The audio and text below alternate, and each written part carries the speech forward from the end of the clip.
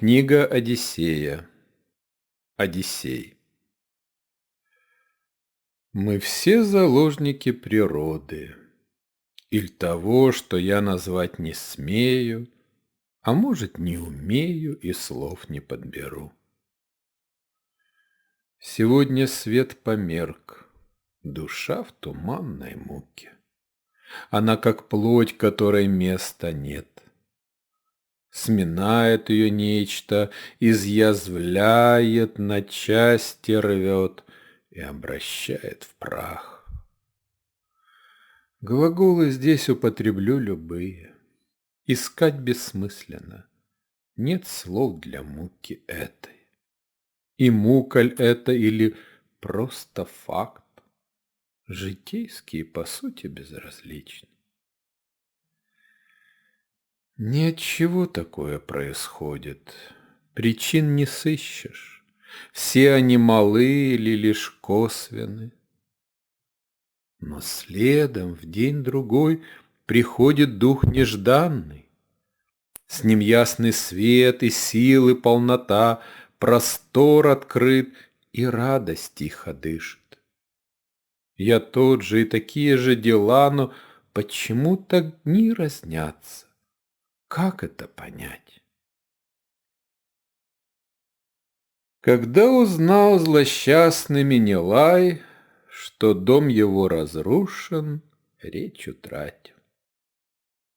Глядел бессмысленно и по дворцу бродил, как будто отыскать пытался беглянку и сокровища, услышать голоса почтенных двух ее наперсниц, Эфры и Клемены. Напрасно, тщетные труды. Потом за каплей капля гнев в него проник, как лава жаркая, палящая нещадно. Дух уязвленный воспылал, сухое сено не горит быстрей. И скоро этот факел Грецию зажег. Парису отомстить за поруганье, низвергнуть Трою, бросившую вызов, донайцам, чьи права бесспорны, на побережье, водах, островах Эгейского Лазоревого моря. Возрадовали славные герои заманчивой возможности отвагу проявить, а заодно иметь немалую добычу. Ведь Троя славилась богатствами своими не только в Азии, по обе стороны немолчно плещущего моря.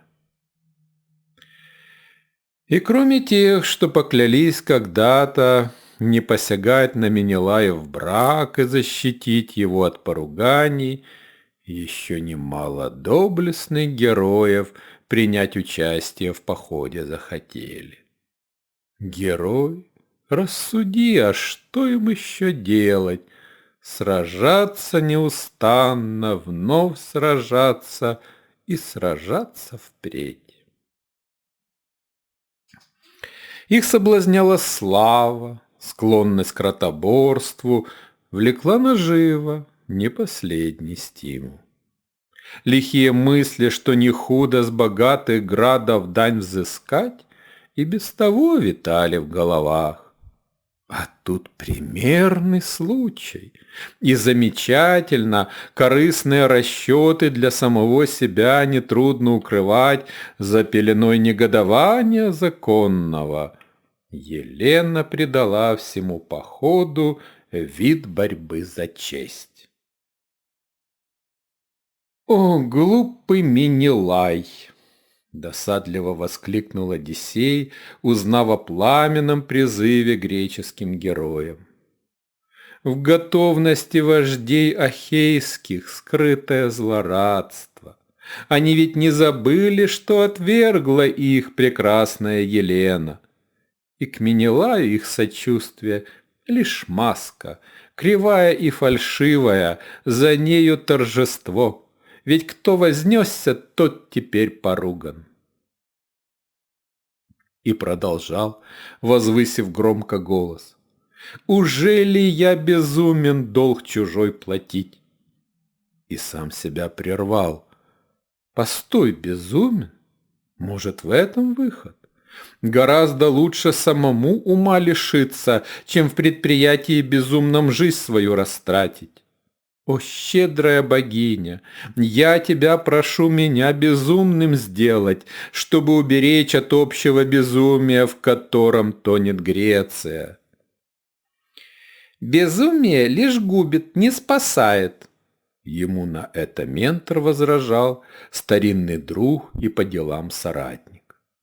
В нем образ искаженный, ложный мир. Один порядок нас не подведет. В нем основательность, покой и умная надежность. Порядок – враг уловок, а без них успеха в больших делах и малых не достичь. На все есть правило, в нем истина и благо. А что неправильно, порядок нарушает, отринуть должно, губит и калечит. О, друг бесспорных истин, возражать тебе, как солнце объявлять луною. Вот только незадача, присмотрись. Сам человек — уловка. Что он в самом деле? Способность лгать не больше, только и всего.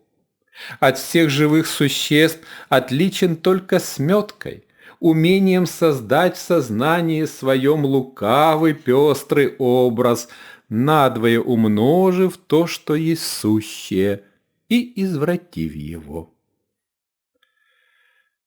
Как негодующе глядел на друга ментор. Ошеломленно головой качал, всем видом выражая несогласие. Но Одиссей, немало не смутившись, продолжил речи дерзкие. Не только сам лукав, но ложь приумножает. Ведь образы свои не оставляет в туне, а насаждает их, как огурцы и лен. В итоге, погляди, не мир пред нашим взором, таинственный, великий и прекрасный, а лишь поля безбрежные неистребимой лжи. И, посмотрев на ментора, надменно тот молчал, добавил иронично, будто бы дразня. Так и Елена лжет с собой. С ней происшедшее ество ее враждебно. На что тут возмутился? Как мы можем знать? Такое измышлять не подобает. Царю тем более. Ты лжешь о ней, клевещешь. Конечно, я же человек. И горько рассмеялся Одиссей. Но не было веселья в нем немало. Глубоко опечаленный, угрюмый, то там, то сям оказывался. Ни к чему, ни кстати. То во дворе сидел, на плиты опустившись и неподвижно глядя пред собою. То видели на кухне, на скамье кривой, среди горшковой гамма, будто сам из глины сосуд всех больший и немой. А то однажды у загона коз он мекал и бессмысленно смеялся. Тому предшествовали сны, кошмары жуткие, что длились ночь за ночью. Горели города, насилие кругом, плач, вопли, вой и грохот. Вздымалось пламя над домами, из него внезапно, любезно улыбаясь, выходили люди в одеждах розовых с гирляндами цветов. Протягивали блюда, на которых благоухал обильный лотос, голову кружа. Циклоп свирепо рассекал на части два тела человеческих, а после их варил в котле огромном. А то он видел, как какой-то скат его шипом пронзал, а после плакал, восклицая: «Ведь я твой сын, о, я убил отца!» Чарующие девы с пением волшебным вдруг обращались в чудищ, злобно гоготали, шипели в ярости когтями, морскую тину рвали с валунов. За ним шли спутники, знакомые все лица. Вот Эврилох могучий, Комедон возница, цветущий Эльпенор и многие другие. 12 кораблей несли они, натужась на плечах, и пропадать вдруг стали с криком скорбным. Серели обращались в тени, таяли во мгле. Один, другой, все больше, больше. То разом по 6 под каждым кораблем, и вот пропали люди. С ними корабли вдруг разломились, будто их трощили огромные каменья. Лишь один остался, и малое число людей под ним, изнемогавших и его несущих из последних сил. Стадо свиней, визжащих нестерпимо, меняло облик, плавилось как будто и превращалось в воинов его. И така радостно кричали свой крич воинственный, приветствуя вождя, но визг свинячий, темный страх в их голосах отзвучивался эхом. Пред ним носились души мертвых, безмолвные, однако их стенанья слышала душа, и мукой корчилась, и жалостью, и страхом. Являлся прорицатель, что-то говорил, его менялся облик женский на мужской. Красавец незнакомых лица видел, и нежные тела, соблазн манящий.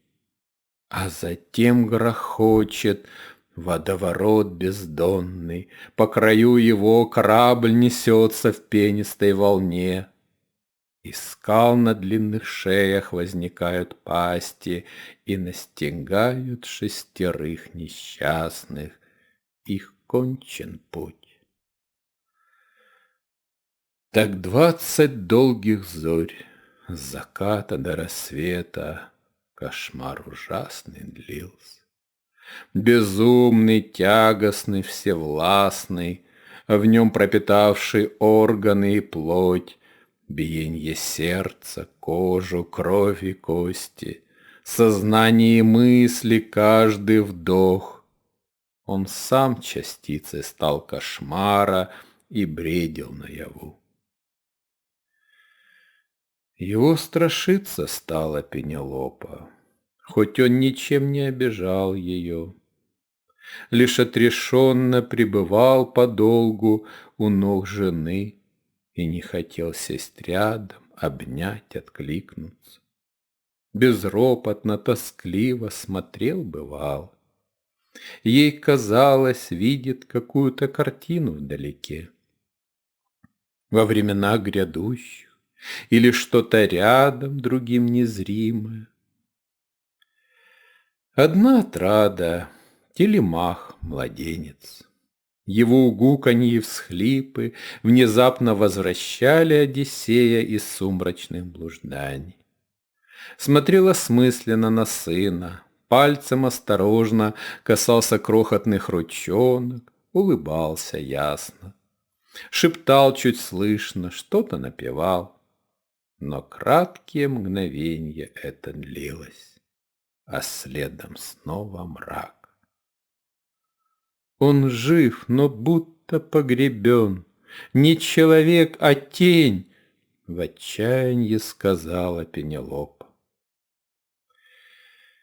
Сидел, не замечая никого, к нему взывали, он не откликался, безмолвный, безучастный ко всему. Среди движения непрестанного домашних дел подобен валуну, лежащему недвижно при дороге. По ней же непрерывной чередой идут прохожие, повозки, всадники, стада. К потоку жизни камень безразличен. Не ограничились призывами застрельщики войны. Посольствами отправились к героям знаменитым, чтобы увериться, те рати приведут в указанное место в срок оговоренный. Так прибыл на Итаку Агамемнон, с ним Паламет Эвбейский. Сразу поспешили с царем Итаки встретиться, чем занят Одиссей. Узнали с изумлением, что разум помутился у Лаэртида мудрого. Но где же он? На поле. Вполне естественно, настало время сева. Ранняя весна, когда очищенная от каменьев пашня ухода просит, разрыхлить, спахать и в лоно почвы опустить зерно, чтобы оно неспешно возрастало божественной силой матери всего, всеблагодатной Геи. Увидели на пашне Одиссея. Он шел по полю за обычным плугом, но что за странность? В упряжи его огромный бык и старая ослица. А сам он засевает пашню не зернами отборными, как принято от века, а жгучей солью. И при этом песню поет нелепую. Сила и глупость вместе идут в упряжке одной. Горькой судьбы борозду вздорно ведут то прямо, то вкось. Раны земли засыпаем едкою солью, чтобы не ложно узнали жизнь только тлен. Пытались Паламет и Агамемнон к царю Итаке обратиться, его приветствовать, беседу завязать. Но тот свой труд безумный продолжал, как будто никого не видя и не слыша. Тогда сметливо умный Паламет, у Пенелопы расспросивший, как это случилось, взял Телемаха, вышел с ним на пашню, плащ расстелил свой и на нем оставил младенца прямо перед парой животных безучастных, волочащих плуг. И вспуганно вскричала Пенелопа и к сыну бросилась, но удержал ее могучий Агамемнон. Вопила яростно и билась, раздирая кожу царя Микенского, но тот не отпускал, лишь крепче сжал ее запястья, угрюмо морщась.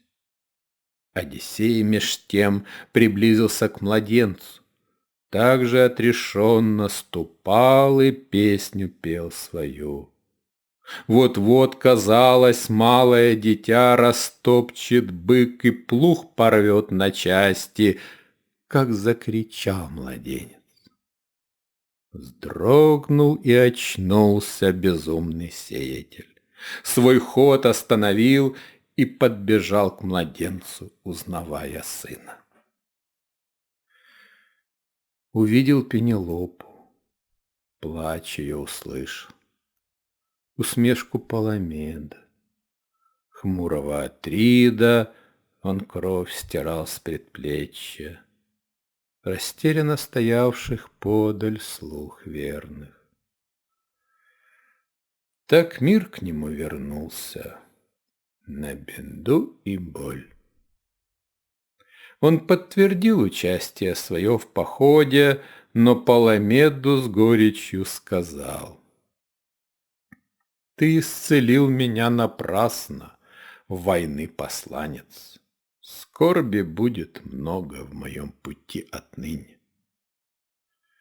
Еще условие поставил Одиссей: «Мы не начнем войны, сперва не попытавшись посольством разрешить раздор, возникший между Атридами и городом Приама». С ним согласились Паламет и гордый Агамемнон, оговоривши срок, покинули Итаку цари-посланцы.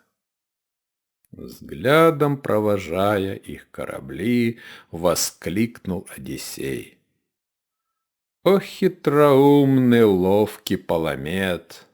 Ты вызвал демона, который неотступно все уследит движения твои и даже мысли, и поразит неотвратимо в час нежданный, когда удара ты не будешь ожидать». Поход. Войска ахейцев собрались во Влиде. Героев множество и сотни кораблей. С попутным ветром на восток поплыли гурьбой зловещей стая хищных птиц. Над всеми предводителем суровый Агамемнон. Но власть на море, так внушил оракул, отдали пылкому юнцу, Ахиллу Пелеиду. Ведь без участия его установили боги победы не достичь. И вот от века небывалый случай в 15 лет ведет флот за собой. Был раздосадован Атрит, и Доминей не меньше, и ряд других вождей. Да, якобы быстрейший и сильнейший Пелея сын, но он чрезмерно молод, нисколько не сравнится опытом, сноровкой с мужами зрелыми. Имели здравое суждение о том, куда им следовать, как курс определить. Но каждый промолчал надменно. «Ты захотел командовать? Дерзай!» В себе сказали юному Ахиллу, желая посрамления ему. Флот устремился на восток стрелою по череде Кикладских островов. Попутный ветер, ясная погода — все помогало грекам. «Боги поощряют наш замысел!» — так громко восклицал Ахилл торжествовавший. Вскоре показался Троянский берег, считанные дни. Тут всех объял азарт. В нем доблесть неподдельная и жадность, надежды гордые, решимость и тревога. Гурьбою буйною на тихий мирный берег обрушились все царства ахеян. Война казалась легкою прогулкой, потехой славной, удальства разгулом. Не разбирая, грабили селенья, дома сжигали, предавая скарб годами нажитый, лихой огня расправе. Скот забивали свыше всяких нужд, не лагерь, бойня. Тучи воронья собрались с полстраны, птиц больше воинов. Надсадно каркали, галдели, бродили меж палаток, едва в лицо не лезли. На тюках ремни расклевали в клочья. Скучающие лучники, не видя другой цели, раздраженные засильем серых птах, затеяли сражать ворон на спор. И ни один солдат добычу проиграл неверной ставкой. Обильный пир с потоками пьянящего вина сопровождал и вечером, и в ночь, дела как будто ратные. Но больше на чуму ахейское нашествие похоже. Бежали от него кто мог, а кто не мог, пытался. Скрывались, прятались во врагах и лесах, но лучшее укрытие — подальше от беды убраться по-здорову. Край обезлюдил. Малость поутих первоначальный пыл рестаний, и еще хмельные, добычей легкой и вином отменным, Данаи стали вопрошать, А где же трое? Им в ответ час предрассветный, сонно-тихий, отчаянно ударили войска, поспешно собранные местным государем. Резня пошла примерная, и многие данаи метались в ужасе, встречая повсеместно мечи противника и копий острия. Вот, захлебнувшись кровью, пал один из рьяных и самых храбрых греческих вождей Ферсандр, сын Полинника, царь семивратных Фив. Все яростнее враг, почуявший победу, бегут ахейцы, войско в беспорядке. Быть может, их бы истребили даже, или, загнав оставшихся в живых на корабли, заставили страну покинуть без оглядки. Но удалось Ахиллу, доблестно сражаясь, переломить ход битвы. Плотные ряды мирмидонян, как клин на части рвущий ствол, отряды рассекли успешного врага. Уже смешавшие порядок боевой, готовы азартно гнать бегущих. Однако поспешили раньше срока сменить роль воинов-охотника повадкой. Победа – самое капризное создание. Сейчас полна приязни к одному, и тут же, отвернувшись, льнет к другому. Победа и изменчивость, коварство – родные сестры. С горечью узнали о том мессийцы. Их предводитель, поражен Ахиллом, и с тяжкой раной прочь бежал. Телев, Телев, испуганно и скорбно понеслось по вражеским шеренгам. Противник дрогнул, начал отступать. Данаи не решились следовать за ним. Измучены, подавлены, немало и убитых. Но хуже ран и гибели бойцов открытие печальное. Они отнюдь не втрое. С мессийцами сражались, с их царем Телефом, отец которого Геракл беспримерный, которым Греция гордится. Значит, разоряли союзника. Постыдные дела. От Илиона миссия значительно южнее. Их легкий путь обманчив оказался. Обескуражено все войско, общая унылость. И боль от ран, от жертв вдвойне острее от их напрасности. Роптали воины, растеряны вожди, что дальше делать? Трудно продолжать труды, начавшиеся горькой неудачей. В совете греческих вождей возник раздор. На замешательство всеобщее взирая, войны противник Одиссей сказал: «Нам боги показали тщету порочных замыслов вести войну бездумно. Нелепостью затея обернулась, жестокой и кровавой. Строе не нужна война свирепая, да есть между нами рознь. Но несогласия и споры, обиды, недовольства и упреки, взаимные, переполняют жизнь. Уж так устроен человек, свою он видит правду, а ко всему отличному неприязни исполнен, предубежденности, вражды. Когда бы разрешали обиду каждую ретивой острой бронзой, то человечество погибло б, истребив себя. Острейшее, чем бронза, есть оружие, слова и мысли. Ими мы скорее согласия достигнем, устранив обиды. Ты изрекаешь путь купца, ему надменно отвечал Идоменей суровый. Путь воина прокладывает доблесть, и отчего нам, воинам, войны бояться? Конечно, воины, но кроме рук иметь и голову не лишнее.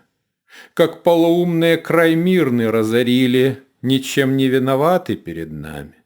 И что теперь? Телефу разорить в ответ твой остров Крит и Доминей отважный?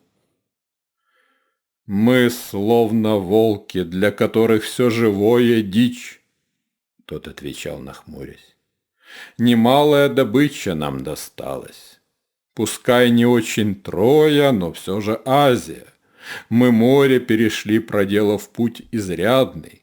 Страдания и тяготы терпели, жертвы понесли, прах наших воинов на этих берегах. Так рассудил Арес. Согласно закивали головами Аякс и Еврипил, Мегет и Полипоид. Но не смутился Одиссей, насмешливо продолжил. Мы так воспалены обидой от троянца. Ах, женщина похищена, царица! А как же тот урон, который понесла от нас страна Телефа? Париса козни, говорите вы, возмездия войной достойны. Если так, то мы за слезы миссии повинны стократно большей кары. Может, нас поглотит земля, разверзнувшись? И сумрачный Тартар еще ужасней пустоши Аида нас ожидает? Вековечных мук за преступление достойны. Нам ли счет вести обидам и ущербам, праву и вине? Ему ответил Агамемнон. Сполна уплачено за все, что взяли мы невольно. Своею кровью рассчитались. Это ли не цена? Теперь же устремимся мы вперед под стены Трои. Будет нам отвага проводником всех лучше. Многие в словах царя Итаки чувствовали правду. Но отказаться от похода не давала клятва и опасения, что трусами ославят, бегущими от битвы. С мессийцами опять же скверно вышло. По справедливости им надлежит вернуть все отнятое силой и ущерб восполнить обильную пеней. Но где же средств достанет такой урон ужасный искупить достойно? Все невозможно. У солдат забрать и хищную добычу опаснее, чем у собаки кости с глотки вырвать. Раны, смерть друзей, суровый скудный быт, обильный пот и страх без возмещения останутся. Такому не бывать. Вмиг станешь из вождя обидчиком презлейшим, и уж не миновать расправы самому. О том помыслив, благом промолчать сочли те предводители, которые в душе согласны были с Лаэртидом. Прочие же шумно негодовали, говоря о том, что первое препятствие не может вспять обернуть мужей отважных, гордых. Но чтоб не мнили те и эти, сошлись в одном стремлении — покинуть поскорей Мессийский берег. Так и поступили.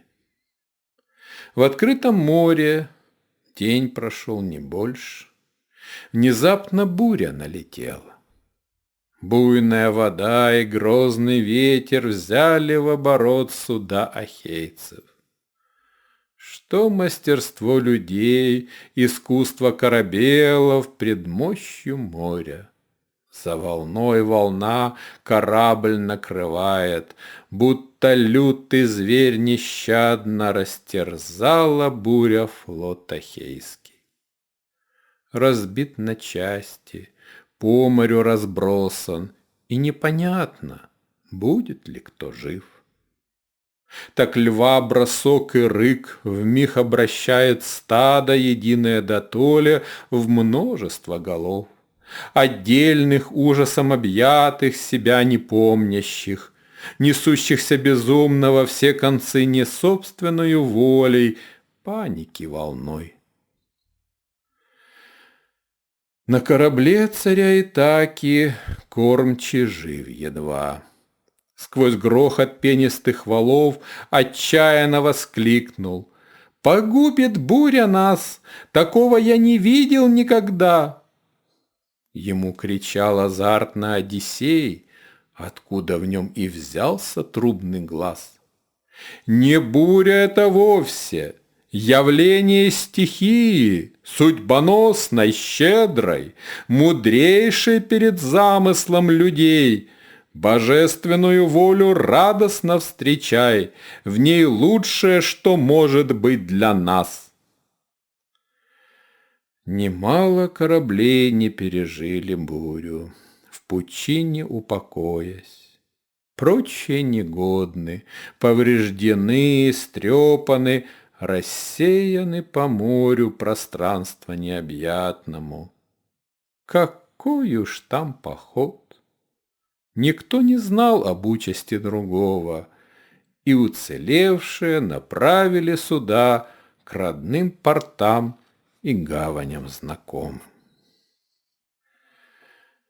Вся радость безыскусная — увидеть город свой, ступить на землю, позабыть о качке и стоме липкой, кажется, навеки объявшей душу, и о худшей жажде среди воды соленой позабыть.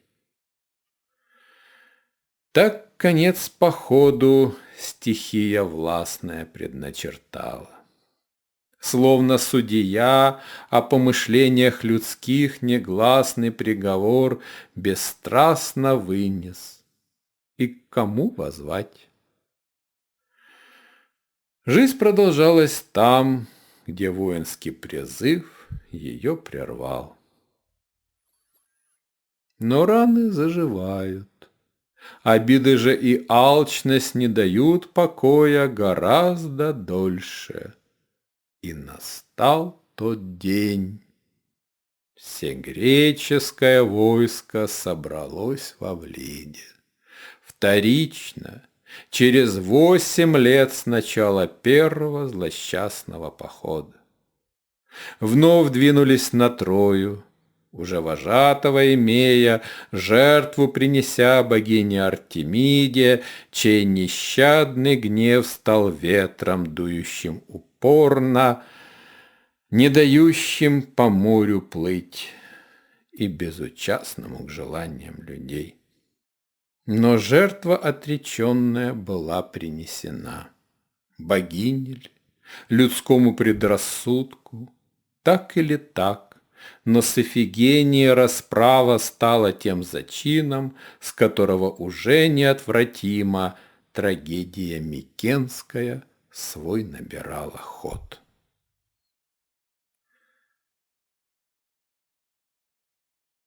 Посольство. Когда Ахейский флот достиг преддверья Трои, Тинедоса, воспетого в стихах об аргонавтах доблестном походе, напомнил Одиссей вождям об уговоре войны не начинать, не проведя с троянцами прямых переговоров. Настойчивость его встревожила атридов. Совет держали с Паламедом, как лучше поступить. Признался Агамемнон сокрушенно: «Я не хочу переговоров. Теперь собрались сотни кораблей и толпы воинов. Никто не в силах их по домам отправить, прежде чем они не обогрят своей вражескою кровью равнину Илионскую. Не для того я дочь отдал, чтобы какой-то сделкой мы завершили ратные дела». Его сомнения развеял мудрый Паламед. Пускай идет посольство. Если они смогут достичь успеха, то получим сразу то главное, зачем в поход пошли. Но справедливо за поруганную честь взыскать с земли троянской крепкую пеню. Не тронем Трою, но вокруг нее все разорим. Накажем города, союзные троянцам, чтоб знали впредь, опасно ссориться с ахейцами, и армия получит добычу щедрую, и мы себя прославим, так целей всех достигнем. Было решено послами отрядить, конечно, Менелая, его ведь дело всех в поход позвал, ну а напарником ему предложен Паламет. Не согласился Одиссей и настоял, чтоб он отправился посольством с Менелаем. Когда ахейские послы явились в Трою, Приам созвал собрание троян, чтобы сограждане услышали, чего хотят Данаи, и каждый сам судил, без праздных кривотолков. Речь Менелая была гневной. Он прямо заявил об оскорблении ему нанесенном и требовал немедля возмещений и наказания обидчика. Его угрюмо слушал Одиссей, вмиг побледневший, и с последним словом царя Спартанского продолжил дружески, как будто в гости прибыл. Он говорил о благе мира, много добрых слов, о мужестве Троян изрек, по именам к ним обращаясь. И словно невзначай сказал о том, что есть над всеми закон божественный, велит по справедливости всем поступать, и каждый пусть своим владеет, в этом благо. Ласкала слух речь Лаэртида, но Приам подобен статуе оказался, слушая его. Окончив, Одиссей досадливо промолвил Менелаю: «Твоя речь, как удар кинжалом, а моя ладонь, что зажимает рану, налагает целебную повязку, но боль, увы, уже не отменить, и что разрезано, то целым в раз не станет. Я им сказал по сути, ты им сказал войну, а смысл посольства состоит не в том, чтобы обличить и смело бросить вызов. Последний шанс надежды сохранить и миром разрешить все жгучие вопросы – вот цель переговоров. Обиды без сражений устранить, не схваткой воинов, а гоном слов и чувств. Но что тут толковать? Он удрученно замолчал, с готовностью печальной ожидая троянского ответа. Приам промолвил Одиссею: «Твоя речь сладостна, и как ручей журчит, бегущий весело среди травы высокой. Но смысл его не в том, как он журчит, а в той воде, которая питает кусты, деревья, трав. Куда течет, а после как журчит. Мы разумом воспримем речь твою, а не ушами, преклонными к приятным и напевным звукам. Не мир вы предлагаете, бесчестие и унижение троянам». Еще сказал Приам: «Верните Гесиону, сестру мою любимую. Коль скоро почитаете трофеем беззаконным Елену, ставшую женой Париса, то столь же незаконен и трофей, добытый Теламоном на руинах Трои. Вина Париса меньше, если так судить. Ведь он не разрушал ни Спарту, ни дворец, не погубил бесчисленно лаконцев. Елена добровольно с ним ушла, а не добычей воинской, как скот или рабы. Хотите честно ладить дело, совершим обмен троянской женщины на ахеянку». Едва Приам закончил, Менелай поднялся, не дав и слова Одиссею молвить. Он резко заявил, что нечего равнять войну и мир. Ведь Гесиону спас Геракл от чудища морского. Ламедон коварно отказался исполнить обещание, и грянула война. Париж же в мирный час злодейство учинил и без причин нанес обиду царю спартанскому. Ее восполнить должно. На это отповедь услышали донайские послы. Ахейцы первыми похитили царевну, Европу, Финикийку, и не захотели ни пени платить, ни возвращать беглянку. Сослались в оправдание на то, что будто бы по доброй воле она бежала с ними. Может, так и было. Но если так, то пусть решит Елена, и все должны ее решение признать. Европа лишь начало. Немало похищений потом донайские герои дерзко совершали, закон гостеприимства растоптав. Ясон увез Медею, Геракл Иол. Тесей же всех резвей, критянку Ариадну умыкнул из рода знаменитого царя Миноса, а после Ипполиту, славную царицу гордых амазонок. Нетрудно приумножить примеры эти, и ничем, нисколько содеянное зло не возмещал никто. А что касается сокровищ, то Елена вправе сама распорядиться ими. Ведь они, по сути, ее приданное. Ей от отца достались совместно с троном. Пришлый Менелай довольно получил, когда ему, как зятю почтенный Тиндарей, власть над страной отдал. Не он Елену одарил, она его. Закон велит, что если брак расторгнут и дом жена покинула, то должен муж вернуть приданое, с каким к нему пришла. А нынче Менелай от деда получил немалое наследство. К тому же вся Лаконика удел его державный, как был, так и остался он царем. Дары немалые, которых Менелай ничем не заслужил. Довольно их как будто. Так может он тревожить перестанет ту женщину, что предпочла другого. Ведь все, что он имеет, получил от выбора Елены, ее воли. Зачем теперь себя вообразил над ней хозяином? Бессовестно и тщетно. Пускай найдет себе жену другую. Красавиц множество на свете есть. Разгневались ахейцы, и немало бед сулили троянам всем.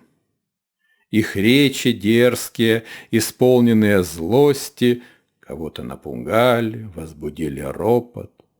Тревога и смятение, как птицы, влекомые злым вихрем, в беспорядке по городу метались. Совет. Послы ахейские расположились в доме Антенора, гостеприимца многих греческих героев, чьи города он посетил велением Приама. Послом его направил царь Троянский, чтобы вернуть сестру, которую увел с собой соратник грозного Геракла Теламон. Случилось это ранее того, как в Спарту прибыл Александр Парис. Успеха не добился Антенор, и даже смерть ему грозила. Все же он узнал обычаи ахейские, был гостем многих знатных, к нему приязненных. И отвечал теперь своей заботой о послах ахейских. Елена, бывшая женой Париса, узнав прибытие послов, стремилась объясниться с Менелаем. Казалось ей, что он услышит благоразумие внушения. «Я с Менелаем говорить хочу и объяснить ему события, ход и чувства, которые меня связали с Александром и в Трою привели». Ей отвечала мудрая Гекуба: «Ты наивна, не станет слушать объяснений, которыми он умолен. Не объяснение упрек себе услышит и оскорбление. Владеющий им гнев тем пуще разгорится. Но Менелай способен слышать, он добр, великодушен, справедлив. Пойми же, Менелая нет, живет дух оскорбленный. Плоть Менелая, тело, кожу, кости взял оболочкою себе, и только. Он не живет теперь, а мстит, и коль его очаг разрушен, усердно разрушает он. Но все же попытался Антенор намек царю спартанскому подать о встрече с беглою его супругой. Тот отвечал сурово: «Я видеть не хочу Елену втрое и женой другого. Ее увижу снова я в своем шатре, а после в Спарте, где наш очаг домашний. Все разговоры там, у очага, а здесь лишь хитрые увертки, хороводы лжи». Война стояла на пороге, стучала в двери. Что решить троянам с опасной и непрошенной гостьей? Знатных и мудрейших собрал прям в совете, чтобы рассудить, как поступить в нелегком этом деле. И так сказал: «Сегодня отдадим спартанку, завтра захотят троянских женщин, дани и уступок в делах торговых. Может быть, отдать им город наш? Рабы ли мы Данаев? Так не спасем себя, а поощрим врага. Сильнее сделаем, наглее и жаднее. Чем быть рабом, так лучше я погибну, сражаясь за себя и дом родной».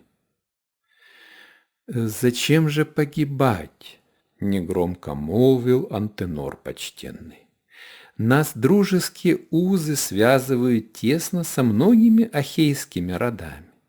Пускай они бывают грубы, надменны даже, все-таки они сильней дарданов, если соберутся всей ратью сообща, как здесь собрались. Не стоит отвергать их притязаний, ведь мир всего важнее. Мир благо всех превыше, всему начало и всему основа, но не бывает так, чтобы мир установился, когда его ты хочешь, а соперник нет». На это Панф откликнулся: «Они хотят всего лишь свое вернуть, и только». Ему пространной речью возразил Фимед достойный: «Мудрые мужи, чего хотят Данаи, только ли Елену?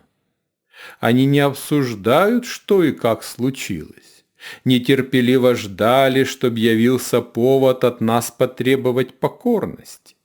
Елена им нужна или склоненность наша, умоленье воли? Согласия не ищут, властвовать хотят. Будь проклята наглейшая страна! Желают аргивяне прийти во все пределы, как к себе домой. Не чтут чужой обычай, только по нужде бывают вежливы, но в глубине души чванливы неуемно. Себя над всеми превозносят, какой бы вид ни делали, полны презрения к другим народам. Закон для них ничто, и право звук пустой. Подобны диким зверям, знают только сил. Пред ней склоняться ниц готовы, повергаться в прах. В них подлости немало, внушает им ни мудрое суждение, ни голос совести, ни доброта и даже не расчет, который трезвым производится рассудком. Один лишь безотказно действует на них. Насилие и страх, страх и насилие. Готовности к сотрудничеству нет. Или покорствуют и даже лебезят, или господствуют и нагло помыкают. Ни в том достоинства не видно, рабы или разнузданные бари. Преподлая страна, и обижаются при этом, отчего нигде не рады им, никто не уважает и не любит, и нет того, чтобы спросить себя, а что вы сделали, чтобы заслужить приязнь, кому вы были искренне сердечны, кого нелицемерно уважали и чей порядок соблюли без принуждения доброй волей. Открытость, благородство, честь для них понятия пустые, для насмешки. Лукавые и лживые, ну как им можно верить? Добавил Анфимах. Ахеи не стремятся избежать войны лишь там, где шансов на победу мало, или равны хотя бы, но охотно вступают в битву с тем, кто их слабее намного. Здесь склонность к миру забывают и готовы сражаться рьяно. Желание добычи им застит взор. Отдай безропотно им малое, возжаждут много больше. Неведомая им мера, все хотят отнять. Еще звучали речи, и осторожные, и пылкие. Итог им общий царь Приам подвел. Данаев больше, силой превосходят одних троянов, но решает доблесть исход сражений. Правота не сила богам любезна. И если даже Троя суждено вторично быть разрушенной, уверен, падут ахейцы вслед за нами. Им не править пир на попелище Илионском. Будут сражены возмездием божественным, проклятием убитых. А мы останемся в веках примером гордым вольного народа, отваги образцами, вдохновенной песнью, которая потомкам сообщит о людях Трои. Богам я верю, люди близоруки. Им близкое доступно только то, что рядом, в пределах жизни видят, далее низги. Иначе боги. Пляска происшествий покой их не смущает. Иная мера времени у них. И если за свою судьбу мы встанем грудью, то род наш продолжение получит, и славное грядущее ему даруют боги.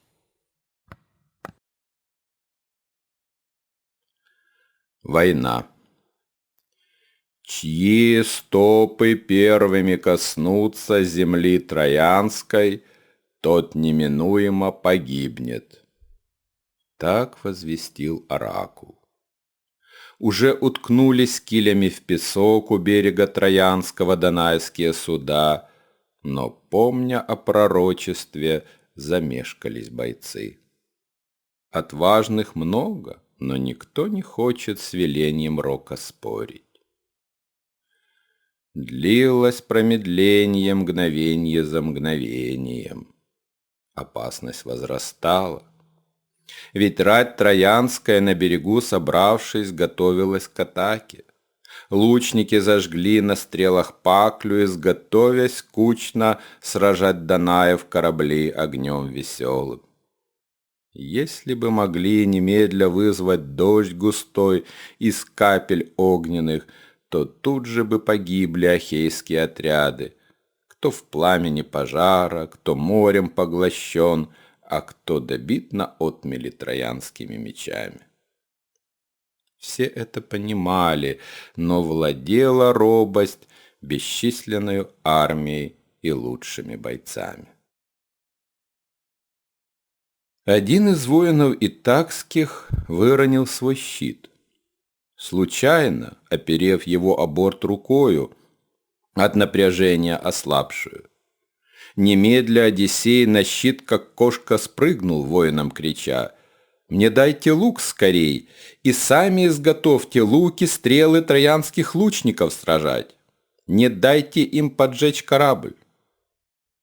Одновременно над шеренгою ахейских кораблей пронесся вздох и громкий ропот. Там сочли, что первый из Данаев прикоснулся к земле чужой, их всех освободив от грозного заклятия.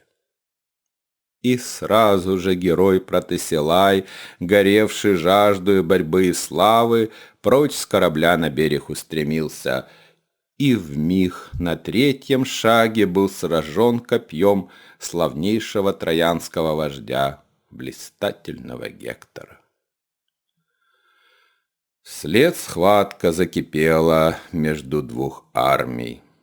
Волны недовольно по линии прибоя слизывали кровь, ярились иногда и увлекали иные корабли ахейцев прочь от суши в море, другие же вертели так и сяк, как детские игрушки.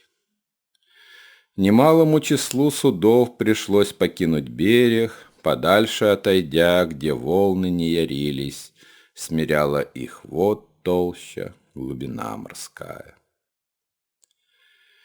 Те воины, что запоздали сойти на берег, зрителями стали жестокой битвы. Видели они, как бешено, отчаянно сражались ахейцы перед натиском троян, которые, казалось, опрокинут врага, ворвавшегося в их страну. Но все плотнее берег укрывали данаи меднобронные. Их корабли, как черные стволы, из недр которых извергались рати. Из разразненных толп людей, выравнивая строй, отряды возникают. Их все больше, все крепче и мощнее напор пришельцев. Трояне дрогнули под натиском врага и спешно отступили под защиту стен. Так началась война. Несчастная, с какой пошел отсчет истории людской. Ведь раньше не история была, а подвигов череда. Круговращение дней, больших и малых дел, неспешное движение, которым подтверждал и властно длил себя от века установленный порядок. Теперь смешалось все, разорвана неспешность и смысла нить. Отсчет пошел времен, в которых воля смертных попыталась законом утвердить себя. Успешно или тщетно? Пусть каждый усмотрением своим о том рассудит. Лишь одно бесспорно. Не знали рьяные злосчастные герои, что не они хозяева войны. Развязано их волей, но отнюдь им не подвластно. Не повелители, а куклы. Как мотыльки на яркий свет летят глубокой ночью, так их ждала, пожрать и сжечь готовая, неукротимая свирепая война. Не ведали, что боги им судили погибнуть всем. А если кто-то выжил, то чтобы ужаснуться гибели других и весть о ней всем людям донести. Из 1000 донайских кораблей, которые отправились на Трою, немногие вернулись. Диомед да Нестор, Неоптолем и Агамемнон, сыновья Тесея, на пальцах рук сочтешь. И даже уцелевшие на родине встречали неприязнь и невзгоды, и вражду глухую, даже гибель. Как микенский царь, всего злосчастного похода предводитель. Как вождь Идоменей из царства изгнанный и проклятый в отчизне, скончался на чужбине. Также изгнан Тевкр, Теламонит из дома отчего, не мог простить отец, что он не уберег от смерти брата своего, великого Аякса. И даже Диомед блистательный, став жертвой женских козней, бежал из Аргоса и свой конец в Италии нашел.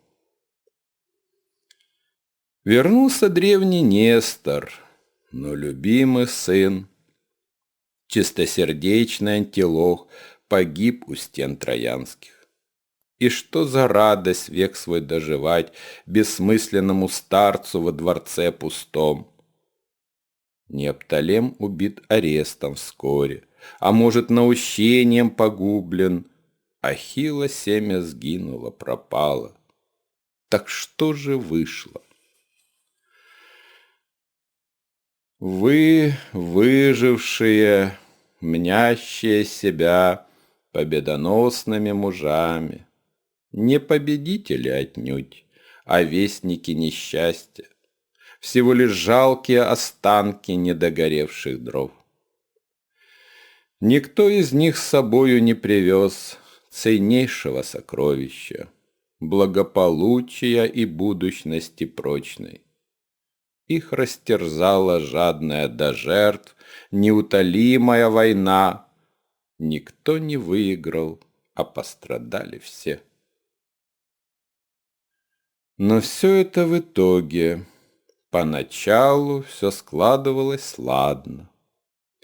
За годом год неспешно истекал в походах, стычках, штурмах и досугах. Смешно ведь представлять войны течение непрерывным боем. По правде, непрерывно в ней несчастье, терзание людей, их нрава, выдержки обычных мирных чувств. Не меньше скуки и страстей разгула. Война ужасна тем, что привыкаешь к бесчеловечности, которой не должно быть в жизни. Но война не жизнь. Она злорадство хищное глумящейся судьбы. И даже то, что кажется привычным во время действий воинских, что принимаешь просто потому, что есть, к тебе потом вернется неотвязным сном, видением бесплотным, вкусом на губах. Или запахом, витающим в тебе, в твоем сознании, грызущим, как личинка, ствол, твою судьбу и дни. И не прогнать видение, не заглушить тот запах, обильной пищи не изгнать какой-то смутный привкус.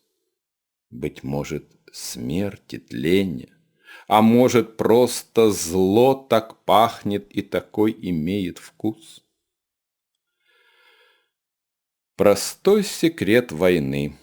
Не в том ее жестокость, что люди гибнут. Не в одном лишь этом. Война, начавшись, будет жить всегда, до дней последних каждого из тех, кто был ее участником.